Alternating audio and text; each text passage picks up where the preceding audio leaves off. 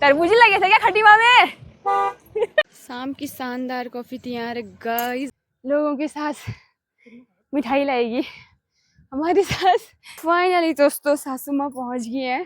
इस खेत से इस बार काफ़ी सारी जांत काटी थी गाइस। कूड़ादान पहुँचा ये देखो खेत में, और इसके अंदर इतने सारे बोतल डाले हुए थे, वो भी शीशे के। देखो हमारे मंगवा रखे हैं सब ये।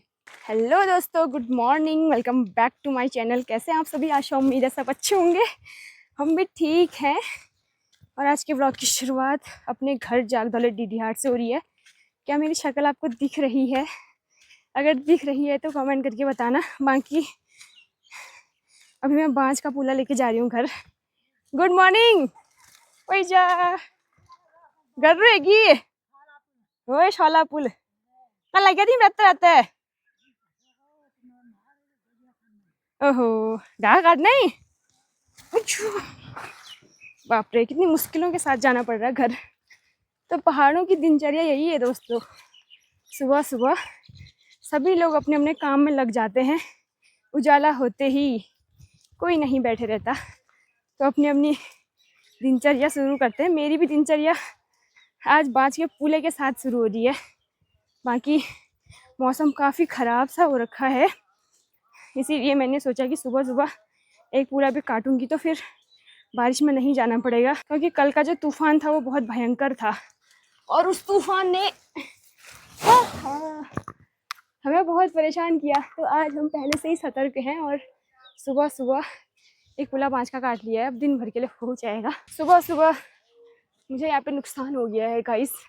नुकसान किस चीज़ का हो रखा है वो भी आपको दिखाती हूँ।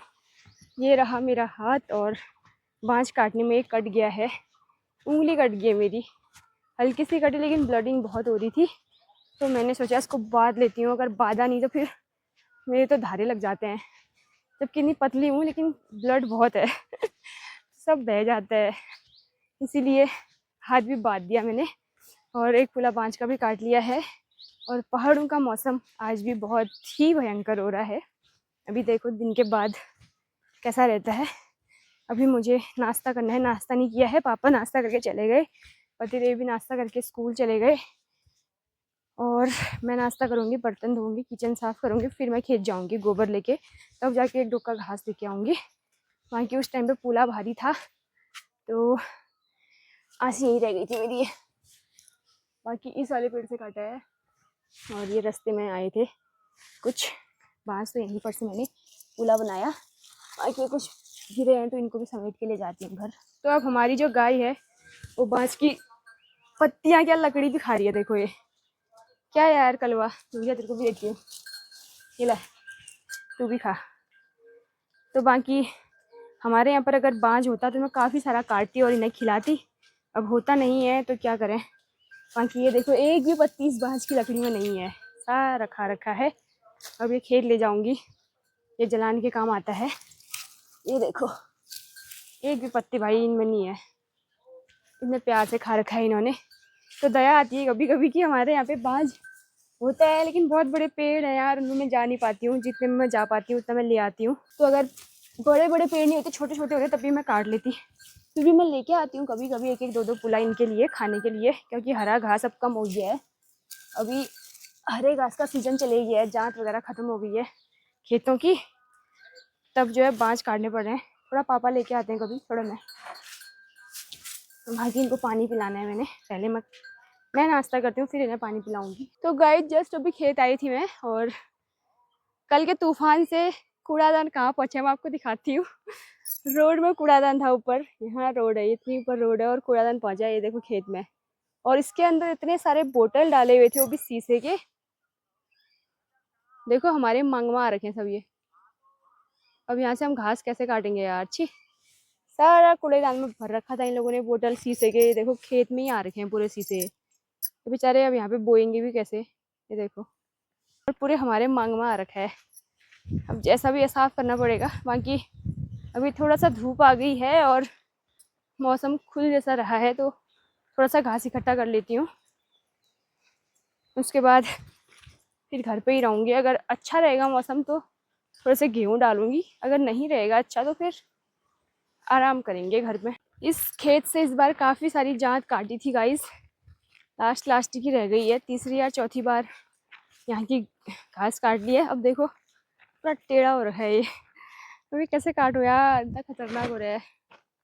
ये देखो हाथ भी नहीं लगने वाला ये। बाकी जिसके भी गेहूँ काटने रह गए हैं उनके पूरे गेहूँ से टेढ़े हो रखे हैं, बर्बाद हो रखे हैं। जहाँ थे तो वैसे, बाकी नीचे को गेहूँ थोड़ा टेढ़े टेढ़े हो रखे हैं हवा के उससे। मैं यहाँ काटूँ कैसे, इतना छोटा हो रखा है, वो भी इतना पूरा ऐसा हो रहा है क्या बताऊँ। इससे अच्छा मैं इसे पहले काट लेती तो शायद से टूटा हुआ नहीं मिलता मुझे। अब आंसी भी नहीं कर रही है काम और ये भी नहीं कट रहा है, पूरा टूट के टेढ़ा हो रखा है। छी, लेकिन खेत तो खाली करने ही पड़ेंगे क्योंकि ये बोने हैं। कुछ टाइम बाद इसमें रोपाई लगेगी तो उसके लिए पूरा खेत खाली करना है। थोड़ा थोड़ा काट लेती हूँ, जितना भी हाथ लगता है, जितना नहीं लगेगा फिर अपने आप ऐसे ही अपने आप रहेगा, ट्रैक्टर से भी खुद जाएगा। स्टार्टिंग में जब ये जांत होता है उस टाइम पे इतना अच्छा लगता है इसको काटने में, क्या बताऊँ। जब ख़त्म होने की बारी होती है उस टाइम पे ये जो जांत होता है वो बहुत पतला सा रह जाता है, फिर इतना दिमाग ख़राब होता है। वो आप देख ही रहे हो ये कितना टेढ़ा टेढ़ा हो रखा है, पूरा टूट के, और इतना पतला भी हो रखा है। तो मौसम झटके में बदल गया गाइस। आते वक्त धूप थी, जाते वक्त हवा आ रही है, कोई भरोसा नहीं है। थोड़ी देर बाद बारिश आने ही वाली है, बस हवा के साथ ही बारिश भी आएगी। ज़्यादा घास नहीं हुआ, थोड़ा ही हुआ, जितना ही हुआ उतना ही लाई। अब है ही नहीं, घास ख़त्म हो गई, क्या ही करूँ। थोड़ा सा घर के पास से ही काटूंगी। अब ला गई तुम्हारे लिए घास गाइस, इंतज़ार करो। तो आज टाइम से घर पहुँच गई हूँ भाई, पर इस घास से कुछ नहीं होगा यार, घास तो मुझे और काटनी ही पड़ेगी, ये तो कुछ भी नहीं है। तो गाइस थोड़ी सी घास यहाँ से काट लेती हूँ। ये है झनकारू, ये देखिए, ये रहा। वैसे तो इसको कल ओले ने पटपटा रखा है, लेकिन काटना तो पड़ेगा ही थोड़ा सा, क्योंकि खेत में ज़्यादा घास नहीं हो रखी थी। तो अभी थोड़ा घर से ही काट लेती हूँ, जैसा भी होता है, जितना भी होता है। गीला हो रखा है ये भी।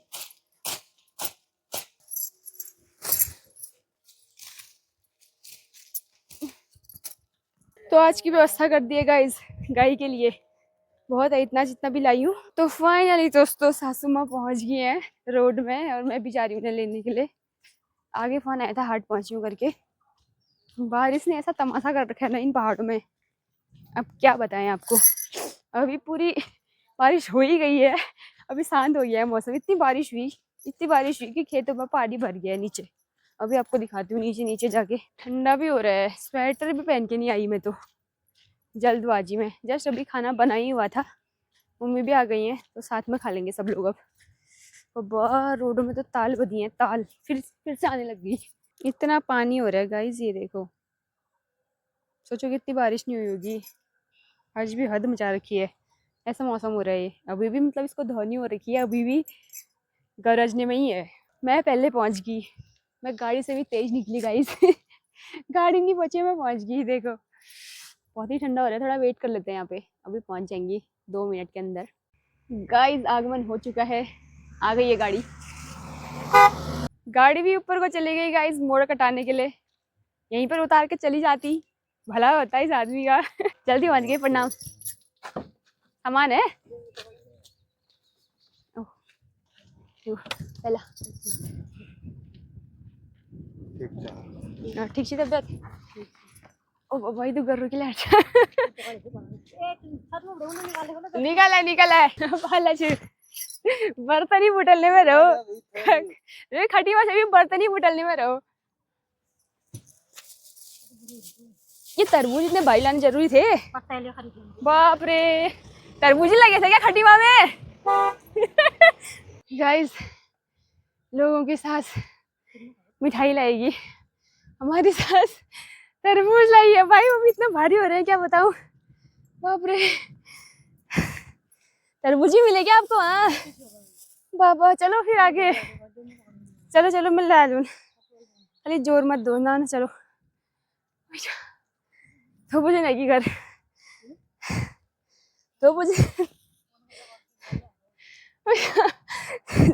बैग में तरबूज, हाथ में तरबूज, थैले में तरबूज। यार देखो मेरे, एक बार मैं लाई थी, अम्मा ने जिंदगी भर ताने दिए थे, इस बार ये लाई है।